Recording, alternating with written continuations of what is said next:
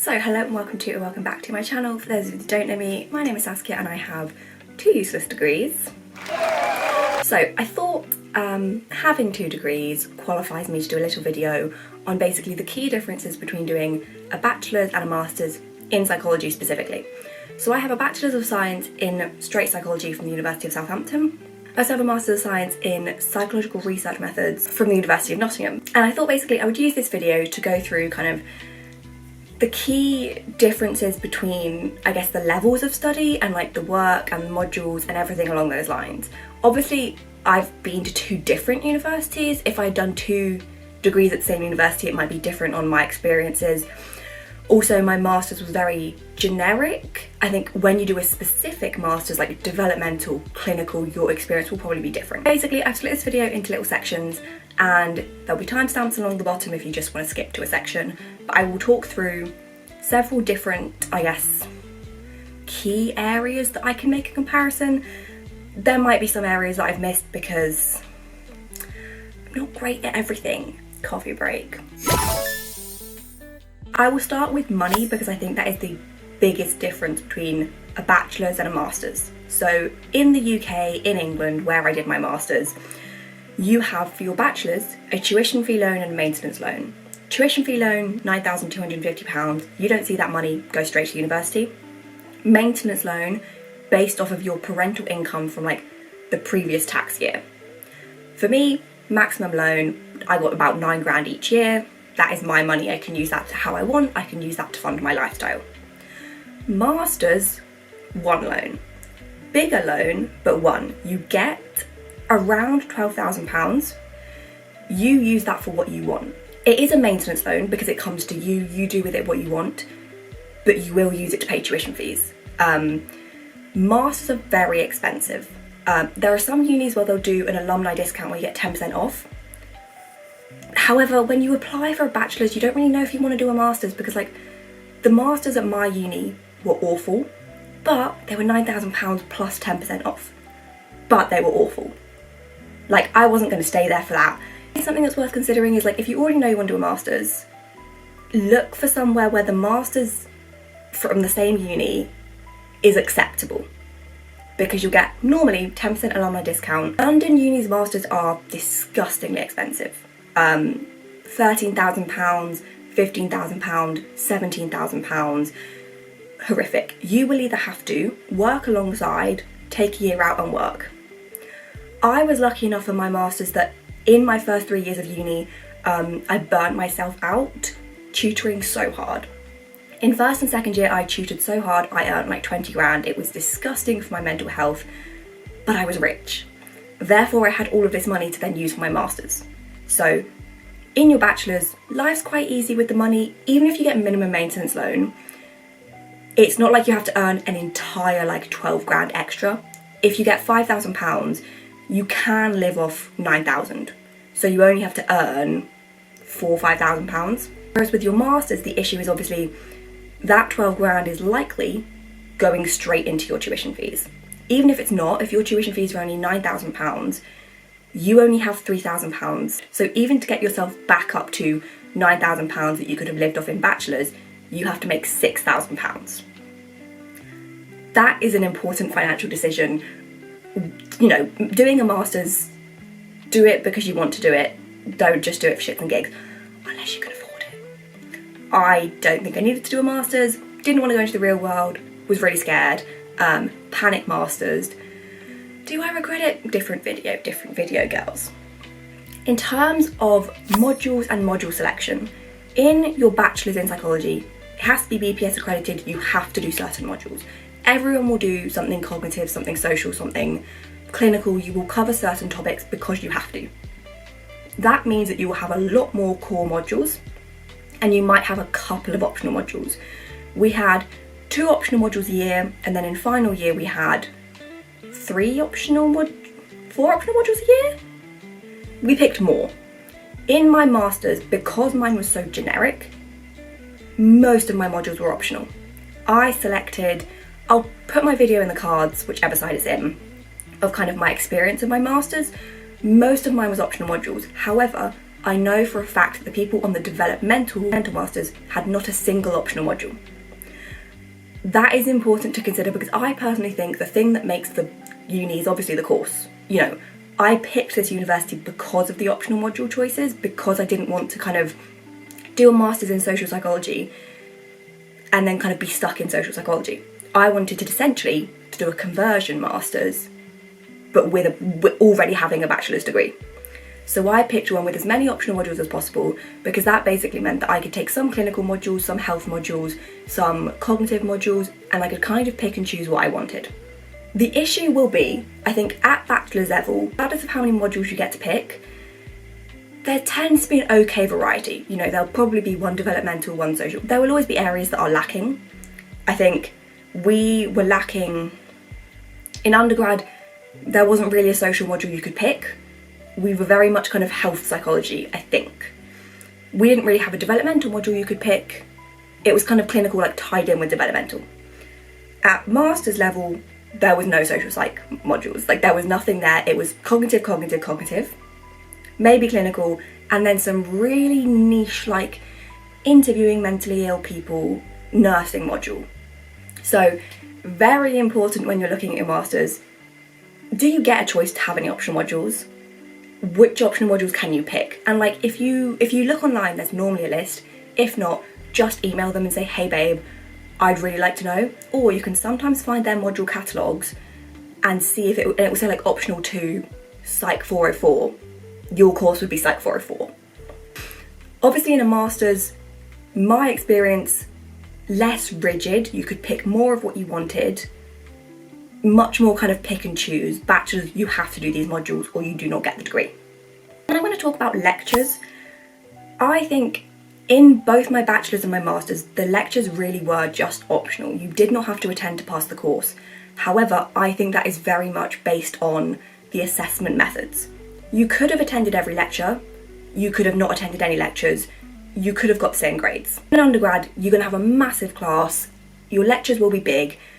They might not be that helpful. I don't think any of the lectures I attended in undergrad were helpful. It was just reading off slides with 200 people watching. In my master's cohort had 6 people. Even in the modules that were like masters only, 30 people maximum. Like it was a smaller class, it was easier to understand, it was still not particularly beneficial.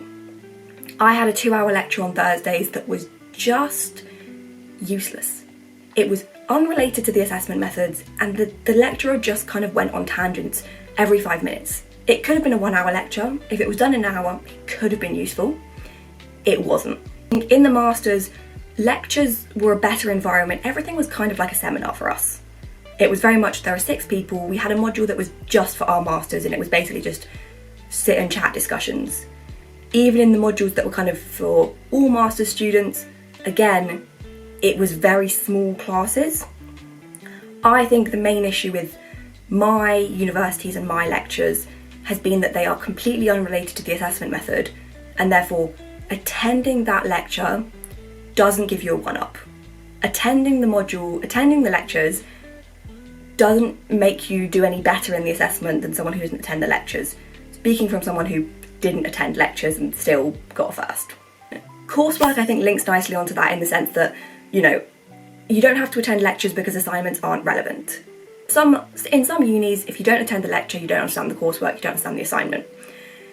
In my undergrad and my master's, you didn't have to attend a lecture to understand the coursework. The coursework was essentially unrelated to the content that you had learned, or like the content that you had learned would have background relevance, but not direct relevance. The best thing is, I think, for one of my master's modules, we had something where we submitted a piece of coursework and then a month later we submitted essentially the same style of coursework, which thank God, because it meant that the feedback that you actually got on coursework 1, you could actually fucking use. So many things in my undergrad were completely irrelevant. I made a podcast for one of my modules. When the hell am I going to use my feedback on a podcast to improve another piece of coursework? I'm not. My master's, again, it only had one thing that was kind of useful like this, but in one module we submitted essay 1, a month later we submitted essay 2, which was essentially essay 1 on a different topic. but the exact same format, the exact same structure. And surprise to everyone, I actually improved my grade by about 20 marks. Who'd have thought that, you know, doing the same piece of coursework or doing a piece of coursework and then being given feedback to improve that piece of coursework and then submitting that piece of coursework is actually really helpful. Undergrad could never. Undergrad was, make a podcast for us. Hee hee, podcast sucks. And then it was irrelevant. I made a video with The Sims using sex toys. Feedback on this, when am I ever going to use that again? So, I'll talk about dissertations next because I feel like that's kind of related to the coursework. Again, both of them were very similar in the sense that you don't pick your topic. I've never been given the chance to pick, or you're given the chance to pick your topic, but you can't pick your topic. You know, essentially, in both of them, well, in my undergrad, you were not given a list of projects. You were given a list of areas and you were told, basically, would you accept a project in this area? Yes, no, or, oh, I want clinical as my first choice and then developmental. That was kind of irrelevant because you then just got put on a project. I was supposedly given like my first choice area of developmental, and then my dissertation was going to be on placebo effects in medication. That's actually not developmental, it's actually unrelated. Yeah. We are given the choice to propose a project, but again, I think when you're in your undergrad, you don't know how to do that. No one's told you how to do this. Like, you're not besties. If you're not besties with a lecturer, I don't know how you're supposed to propose a project and kind of do all of that. In our masters, it was significantly better in the sense that you were given an actual list of the projects. Because if in undergrad we'd been given a list, and I could have said, I really want this project, that would have been better because I might really like one project on placebo effects, but if it's not in a very specific niche area, I don't think I'd want to put like placebo effects as my top choice thing. Having the list of projects was better. However, for my uni, very annoyingly, my masters, because it wasn't a specific masters, because it wasn't like a developmental masters where you have to do a developmental dissertation, we were last priority for everything. People on the cognitive neuroscience masters got their cognitive neuroscience dissertations, people on the developmental masters got their developmental dissertations. We weren't specialists, and therefore it was very much you get last choice. I was given my 5th choice dissertation, and I swapped projects because I didn't want it. We were also given the chance to propose a project, and I did actively reach out to people and say, hey babe, I'd really like to do this project. I was blanked, I never got a response. I sent several follow-up emails, completely blanked. Yet again, we weren't told how to propose a project or like how any of it worked, but I was actively blanked. Yeah, in masters, we were given a list of topics, which was definitely better, but no one liked my degree, no one liked my cohort, therefore we were irrelevant. You know, we couldn't do a dissertation on autism because the developmental students got first pick, even if autism was our interest and what we wanted to research. I don't want to do a master's in developmental because I don't have interest in children developing. I have interest in adults and adult autism, which is what some of the dissertations were on, but a student on developmental will get priority of that because it's autism. I didn't like it, I complained about it, I got kind of told off. We kind of got told, oh, you're doing this master's though, so that you can develop lots of different skills. Okay, but if my interest area is autism and I get put on a dissertation about brain processing speed in linguistics, how is that going to help me get a job in the area that I'm interested in? I know like transferable skills and all that, but a dissertation being related to things is very important. Didn't like it, I think they were poorly organised in both. Master's organisation was better, but not for me. Like, it would have been better if I'd been a developmental student because I would have got first pick, but I didn't. In terms of grading, I think grading is very confusing across universities, even within universities. In our undergrad, we were kind of very clearly told how grading worked. Some people didn't know. That was not through fault of the university, that was through fault of them not paying attention. We were given the list of categorical marks you could get. You knew what categorical marks existed. There was a mark scheme. It wasn't great, but you knew. You knew that you could get a 72 or a 78. Those were your options.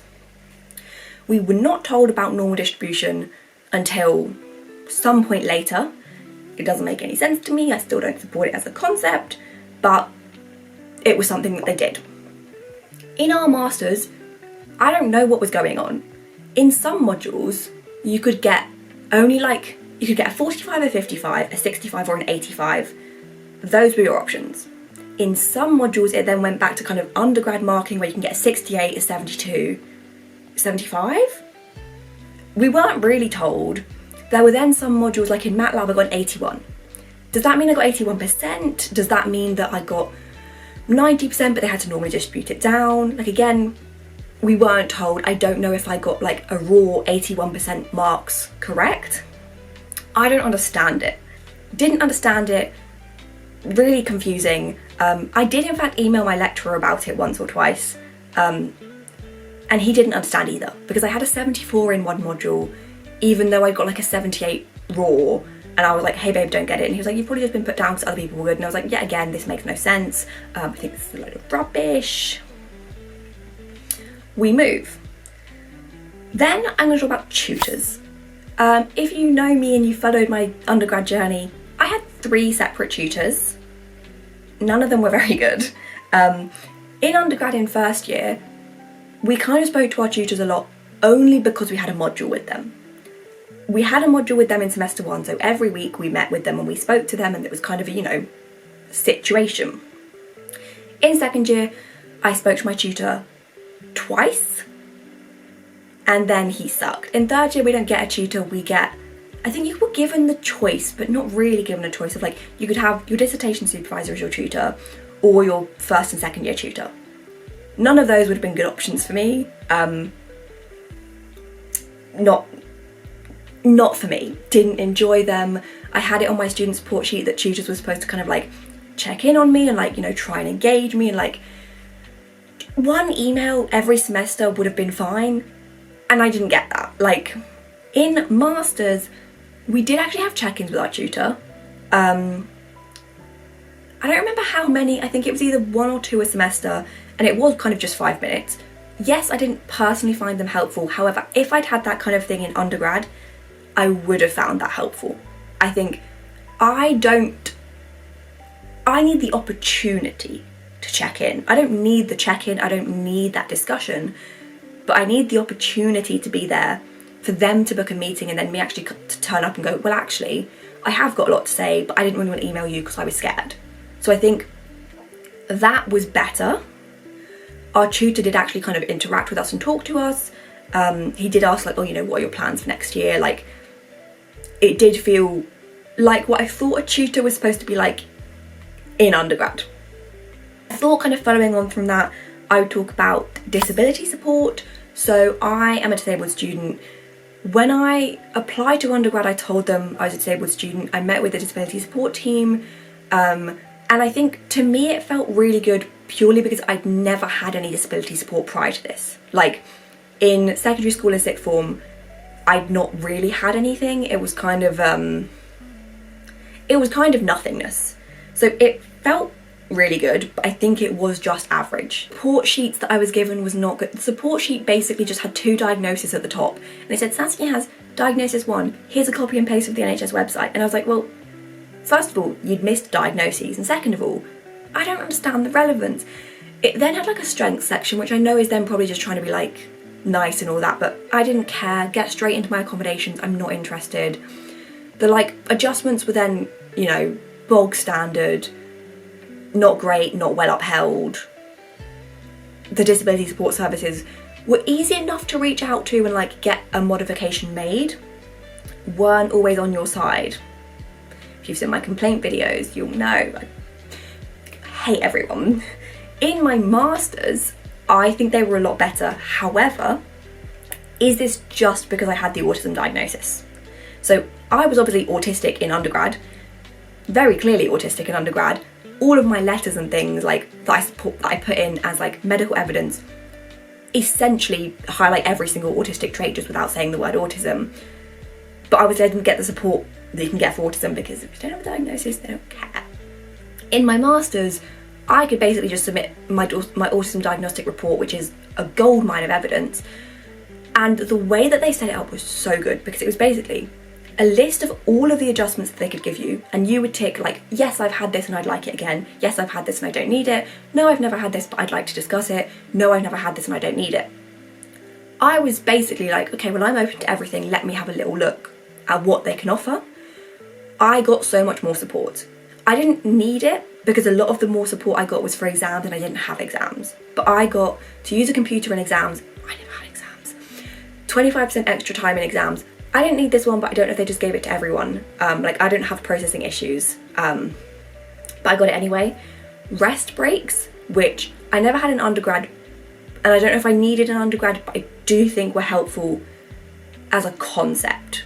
Like, it would feel better to me that I could go, oh my god, I'm gonna have a breakdown, but it's okay because I'll get the time back. Like, it was like in GCSEs where basically if you had a breakdown, they put the clock on for how long you were having your breakdown and then you got the time back. That structure was better. I also immediately met with a mental health nurse who I think I was meant to book a meeting with once I got to Nottingham, and I didn't. And that's on me, but I don't think I needed much support. But the structure and all of that was better.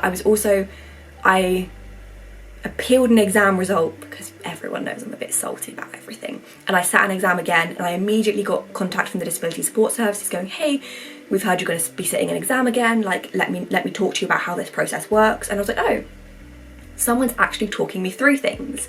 So I think a lot of this kind of bachelor's versus master's will be very much based on where you go. Like, if I had stayed in Southampton for my undergrad and my master's, you know, I don't know if there'd be much difference, but because I moved universities and the different university systems are obviously different, I think there were a lot more differences. I personally think I preferred my master's. Is that just because it was just short, sweet, 1 year kind of thing? Had I been there for 3 years, would I have had more chance to have issues? Because I think in first year, in my bachelor's, I did not have that many issues. The issues came in second and third year. So if I'd stayed another year or two, would I have developed more problems and kind of hatreds? So I think those are the kind of main comparison points. If anyone has any questions, I'll do my best to answer them, but I don't, you know, I only know about my master's, my bachelor's. I can give generic support. General advice number one is going to be get a job. Regardless of how you're funding your master's, get a job, I think. My master's wasn't that much work. It was not full-time. Full-time, it's not a full-time job. I probably could have done like 5 hours a week and still passed. Get a job. If you already know you want to do a master's, see if you can do an MSci, which is like an integrated master's, because I think you get undergraduation loans for it. If you can stay at uni and you don't hate the concept, stay at the uni for the 10% alumni discount.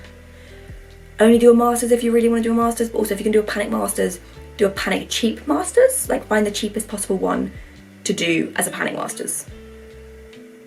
Not what I did, but I can't practice what I preach because I'm stupid. So I think that's everything. I am going to film more videos because now I have an okay backdrop and an okay place to film and some sunlight, so I am actually going to get on my filming grind. I've got several ideas on my little iPad and I will be filming. For all my 3 fans out there, I'll be back.